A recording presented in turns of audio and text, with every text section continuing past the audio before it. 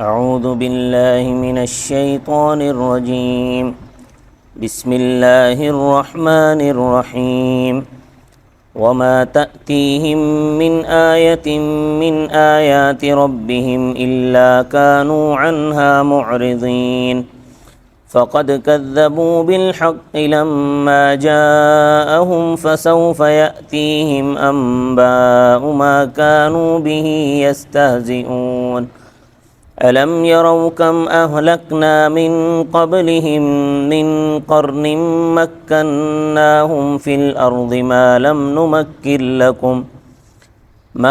نمكن لكم وأرسلنا السماء عليهم مدرارا وجعلنا الأنهار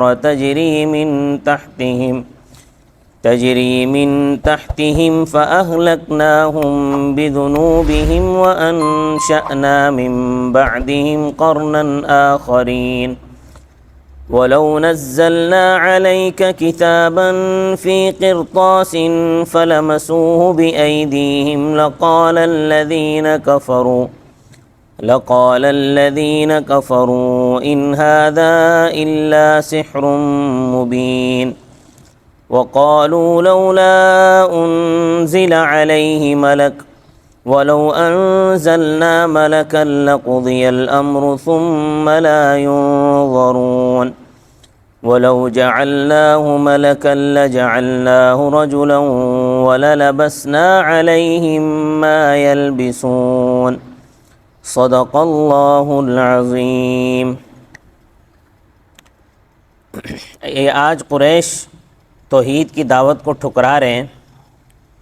فرمایا یہ کوئی نئی بات نہیں ہے، جب بھی کوئی رسول مبعوث ہوئے ہیں ان پر وحی نازل ہوئی ہے، انہوں نے لوگوں کو ایک اللہ کی بندگی کی دعوت دی ہے، توحید کی دعوت دی ہے، تو لوگوں نے کبھی اس بات کو قبول نہیں کیا اور لوگوں نے اللہ کی آیات سے منہ موڑا ہے، جبکہ ادیان سماوی کا بنیادی مسئلہ توحید ہے اور توحید انسان کی روحانی ضرورت ہے۔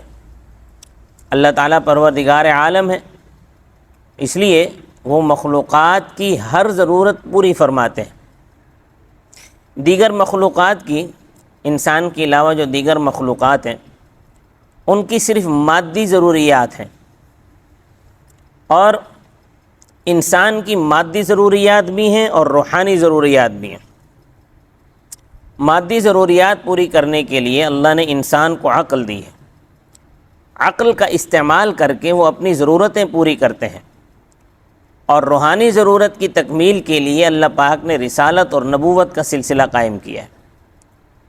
انسان عقل سے اپنی روحانی ضرورت پوری نہیں کر سکتا، ورنہ انسانوں میں مذاہب کا اختلاف نہ ہوتا۔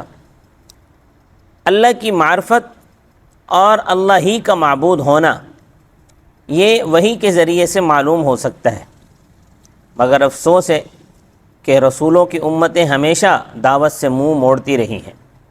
فرمایا وما تأتیہم من آیت من آیات ربہم، اور نہیں پہنچتی لوگوں کو کوئی آیت ان کے پروردگار کی آیتوں میں سے الا کانوا عنہا معرضین، مگر وہ اس سے روح گردانی کرنے والے ہیں۔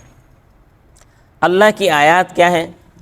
اللہ کی آیات توحید کی دعوت پر مشتمل ہیں، ان کی ہنسی اڑانے والوں کو سزا مل کر رہے گی۔ انکار توحید پر جو وعیدیں ان کو سنائی گئی ہیں وہ وعیدیں واقعہ بن کر رہیں گی، اس وقت استہزاء کا انجام سامنے آ جائے گا۔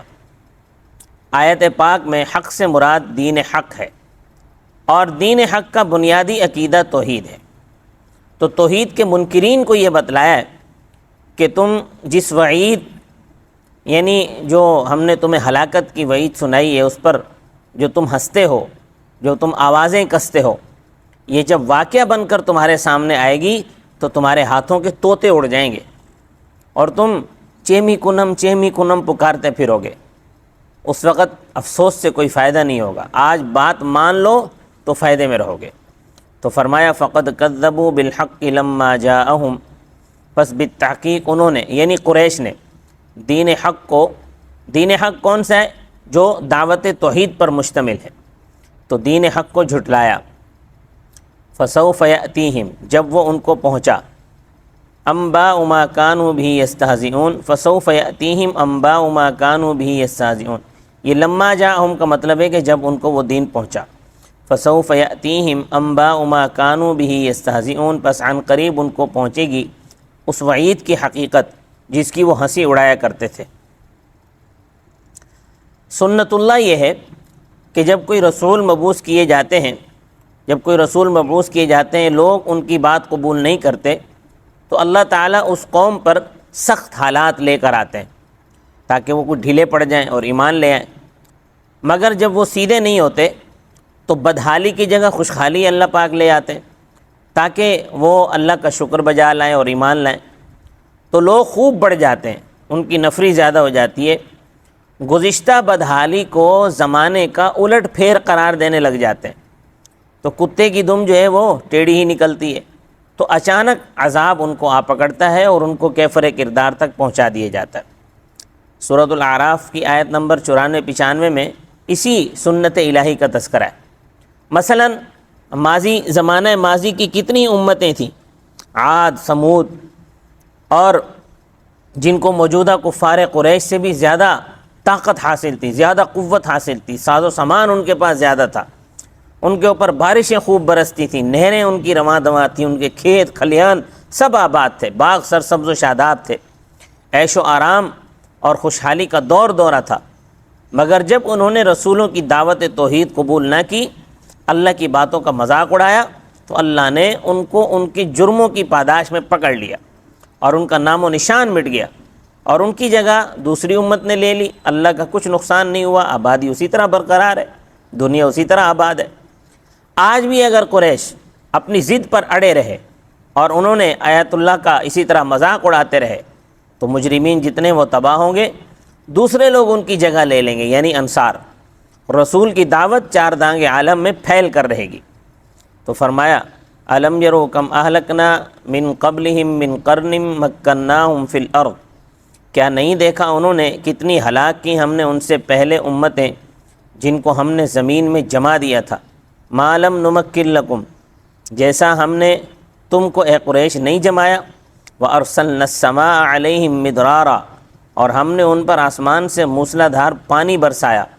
وجعلنا الانہار تجری من تحتہم، اور ہم نے ان کے علاقے میں نہریں بہائیں۔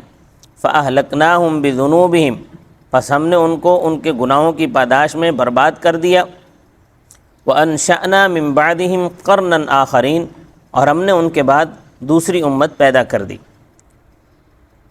اب یہاں ایک سوال کا جواب دیے جا رہا ہے اگلی آیتوں میں۔ وہ سوال یہ ہے کہ جو مانگا ہوا معجزہ ہوتا ہے وہ کیوں نہیں دکھایا جاتا؟ تو اس کا جواب یہ ہے کہ اس لیے نہیں دکھایا جاتا کہ اس کے دکھانے کا فائدہ نہیں ہے، کیونکہ اگر مانگا ہوا معجزہ دکھلا دیا اور جنہوں نے معجزہ مانگا تھا وہ لوگ ایمان نہ لائے تو پھر مطالبہ کرنے والے سارے کے سارے ہلاک کر دیے جائیں گے۔ قریش نے یہ مطالبہ کیا تھا نبی کریم صلی اللہ علیہ وسلم سے کہ آپ آسمان سے ان کے نام کے خطوط منگوائیں، لیٹر منگوائیں، جن میں نبی صلی اللہ علیہ وسلم کے رسول ہونے کی تصدیق ہو اور قریش مکہ کو ایمان لانے کی دعوت ہو۔ تو اس کے جواب میں ارشاد فرماتے ہیں کہ یہ معجزہ دکھانا بے سود ہے، قریش ایمان نہیں لائیں گے تو ہلاک کیے جائیں گے، جبکہ علم الہی میں یہ بات مسلم ہے کہ ان قریش میں سے بہت سے لوگوں نے ایمان لانا ہے، وہ ایمان لائیں گے، یہ اللہ کے علم میں یہ بات طے ہے۔ تو اگر کاغذ کی لکھی ہوئی تحریر ان کے سامنے آتی ہے اور اس کو چھو کر دیکھ لیتے ہیں اور اس اطمینان کر لیتے ہیں تو یہ لوگ پھر بھی اس بات کا اطمینان کر لیتے ہیں کہ یہ نظر بندی نہیں ہے، یہ واقعتاً آسمان سے ہی خطوط آئے ہیں۔ لیکن کیا ہوگا کہ وہ اس کو پھر بھی تسلیم نہیں کریں گے، بلکہ کہیں گے کہ یہ تو کھلا ہوا جادو ہے۔ اب جب وہ اس کو جادو کہیں گے تو سارے کے سارے ہلاک کر دیے جائیں گے، اس لیے مطلوبہ معجزہ نہیں دکھایا جاتا، ورنہ اللہ تعالیٰ کے لیے کوئی مشکل کام نہیں ہے۔ اللہ تعالیٰ جو ہے وہ ایک پتھر سے اونٹنی نکال سکتے ہیں، گابن اونٹنی، تو آسمان سے لیٹر بھیجنا جو ہے وہ اللہ کے لیے کیا مشکل ہے، مگر مطالبہ کرنے والوں کی مصلحت کے خلاف ہے، اس لیے اللہ پاک نے مانگا وہ معجزہ نہیں دکھاتے۔ تو فرمایا وَلَوْ نَزَّلْنَا عَلَيْكَ كِتَابًا فِي قِرْطَاسٍ، اگر ہم ان پر کسی کاغذ میں لکھی ہوئی تحریر اتارتے فلمسوہ بایدیہم، پس وہ اس کو اپنے ہاتھوں سے چھو کر دیکھتے، لقال الذین کفروا، تو بھی منکرین اسلام کہتے ان ھذا الا سحر مبین، یہ کھلا ہوا جادو ہے۔ مشرکین کا ایک اور اعتراض تھا کہ رسول پر فرشتہ کیوں نہیں اتارا گیا۔ یہ ان کا اعتراض تھا کہ محمد رسول اللہ صلی اللہ علیہ وسلم اگر واقعی اللہ کے نمائندے ہیں تو ان پر فرشتہ کیوں نہیں اتارا گیا۔ دنیا کے بادشاہ جب سفیر بھیجتے ہیں تو باڈی گارڈ بھیجتے ہیں، باڈی گارڈ بھی ساتھ میں بھیجتے ہیں سفیر کے ساتھ، تو اس کا جواب اگلی آیت میں دیا جا رہا ہے کہ اگر رسول پر فرشتہ اتارا تو جاتا ہے، لیکن اس وقت اتارا جاتا ہے کہ جب مہلت ختم ہو جاتی ہے، حجت تمام ہو جاتی ہے، جھگڑا اپنی انتہا کو پہنچ جاتا ہے، اور وہ فرشتہ جو ہے وہ عذاب لے کر آتا ہے۔ جیسے لوط علیہ السلام کے پاس فرشتے آئے، وہ ان کی قوم کے لیے عذاب لے کر پہنچے، تو پھر مخالفین کو ذرا بھی مہلت نہیں دی جاتی، سب کو ملیا میٹ کر دیا جاتا ہے۔ تبسیط ہے یہاں سے آگے تبسیط ہے، یعنی بات آگے بڑھائی ہے کہ اگر ہم فرشتہ بھیج دیتے، فرشتے کو ہم پیغمبر بنا کر بھیج دیتے تو فرشتہ انسانی شکل میں آتا، کیونکہ فرشتہ یہ نوری مخلوق ہے، یہ اپنی شکل میں تو کسی انسان کو نظر نہیں آتا، تو اس لیے انسان اس کو دیکھ نہیں سکتا، جیسے جنات کو نہیں دیکھ سکتا اسی طرح فرشتوں کو بھی نہیں دیکھ سکتا۔ فرشتے اگرچہ فرشتے زمین میں آباد ہیں، جنات بھی زمین میں آباد ہیں، لیکن انسان ان کو نہیں دیکھتے۔ اسی طرح اگر رسول پر فرشتہ وحی لے کر آتا ہے، وہ بھی لوگوں کو نظر نہیں آتا، تو فرشتہ اسی وقت نظر آ سکتا ہے کہ جب وہ انسانی پیکر میں سامنے آئے، جب وہ پیکر محسوس اختیار کرے۔ جیسے حدیث جبرائیل علیہ السلام میں صحابہ اکرام نے جبرائیل علیہ السلام کو دیکھا تھا، جبرائیل علیہ السلام صحابہ کو نظر آئے تھے، اس لیے کہ جبرائیل انسانی شکل میں آئے تھے۔ ایک موقع پر حضرت ام سلمہ رضی اللہ تعالیٰ عنہ نے حضرت جبرائیل علیہ السلام کو حضرت داہیہ کلبی رضی اللہ تعالیٰ عنہ کی شکل و صورت میں دیکھا تھا۔ تو کفار کو بھی فرشتہ نظر آئے گا، لیکن وہ آئے گا تو انسانی شکل میں نظر آئے گا۔ اگر وہ انسانی شکل میں آئے گا تو نظر آئے گا۔ اب جب فرشتہ انسانی شکل میں نظر آئے گا تو وہ تو یہی خیال کریں گے کہ یہ انسان ہے، اس کو فرشتہ تھوڑی سمجھیں گے۔ تو جس طرح ان کو انسان کے رسول ہونے پر اعتراض ہے، پھر ان کو یہی اعتراض فرشتے کے رسول ہونے پر بھی ہوگا، کہیں گے کہ یہ تو انسان ہے، کیونکہ وہی فرشتہ رسول ہوگا لیکن وہ ہوگا انسانی شکل میں۔ تو جس طرح اب یہ شک و شبہ میں مبتلا ہوں گے، اس وقت بھی یہ شبہ میں مبتلا ہوں گے۔ تو فرمایا وَقَالُوا لَوْلَا أُنزِلَ عَلَيْهِ مَلَكٌ، اور انہوں نے کہا کیوں نہیں اتارا گیا اس پر کوئی فرشتہ۔ جواب وَلَوْ أَنزَلْنَا مَلَكًا، اور اگر ہم کوئی فرشتہ اتارتے لَقُضِيَ الْأَمْرُ، تو معاملہ نمٹا دیا جاتا، ثُمَّ لَا يُنظَرُونَ، پھر وہ ڈھیل نہ دیے جاتے۔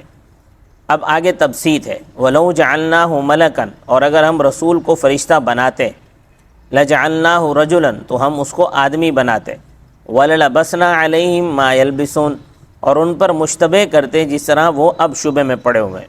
تو جس طرح اب ان کو انسان کے رسول ہونے پر شبہ ہے، تو فرشتہ بھی چونکہ انسانی شکل میں ہوتا تو اس پر بھی انہیں شبہ ہوتا۔ آگے پھر رسول اللہ صلی اللہ علیہ وسلم کو تسلی دی گئی ہے، وہ انشاءاللہ کل کے درس میں۔ صدق اللہ العظیم۔